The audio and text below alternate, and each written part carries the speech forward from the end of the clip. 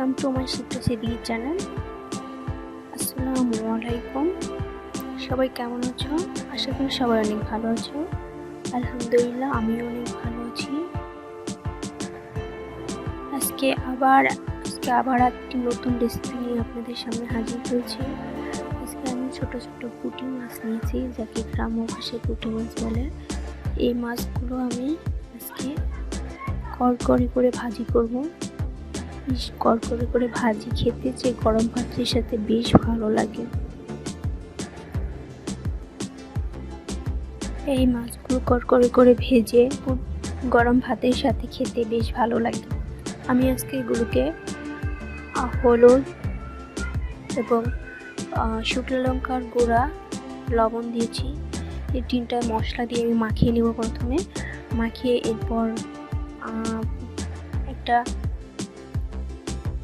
এরপর আমি যা করবো সেটা হচ্ছে একটা প্যাটের মধ্যে তেল গরম করে তারপর এগুলো আমি ছেড়ে দেবো।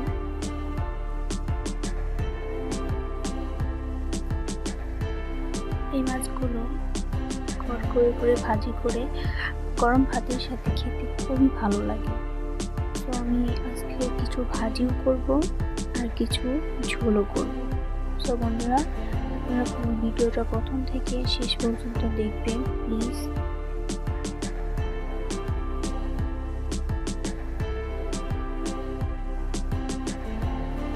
চলুন তাহলে শুরু করা যাক।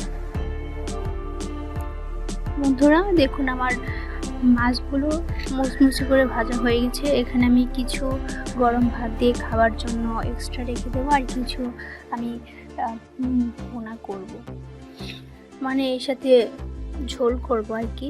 এই ঝোল করার জন্য কি কি উপকরণ লাগে দেখুন। আমি কি কি মশলা নিয়েছি। এখানে ধনিয়ার গুঁড়া নিয়েছি অল্প কিছু পরিমাণ, আদা রসুন পেঁয়াজ এবং জিরা বাটা নিয়েছি পেঁয়াজ কুচি, হলুদের গুঁড়া, শুকনো লঙ্কার গুঁড়া, লবণ। এখানে আমি কাঁচা লঙ্কা নিয়ে নিই। আপনারা চাইলে কাঁচা লঙ্কা দিয়েও করতে পারেন, কোনো সমস্যা নয়। সো বন্ধুরা, এখন আমি পুঁটি মাছের ঝোল বানাতে চলে যাব রান্না করে। প্রথমে আমি একটা পেটির মধ্যে তেল গরম করে নেব। সেখানে পেঁয়াজ কুচিগুলো ভালো করে নাড়াচাড়া করে ভেজে নেব। এরপর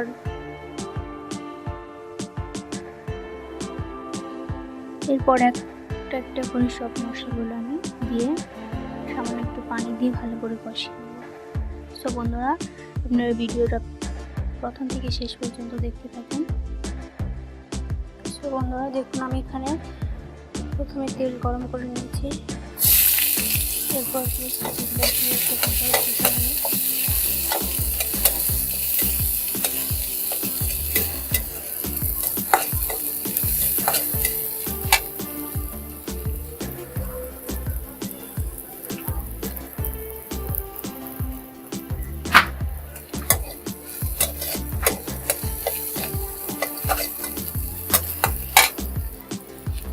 দিয়ে দিচ্ছি আদা বাটা।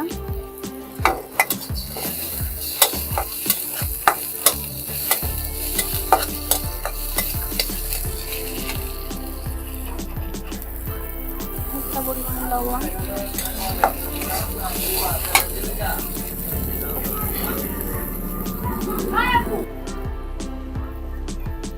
দেখুন বন্ধুরা, আমি সব রকম মশলা দিয়ে ভালো করে কষিয়ে নিয়েছি।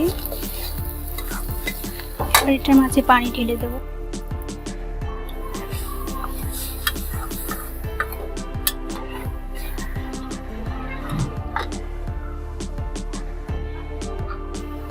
এবার আমি ভেজে রাখা মাছগুলো দিয়ে দেব।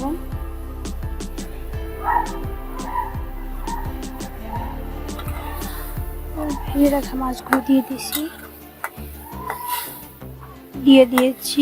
ভেজে রাখা মাছগুলো। এভাবে কিছুক্ষণ সিদ্ধ হতে থাকবে। তারপর আমি চুলা থেকে নামিয়ে নেব।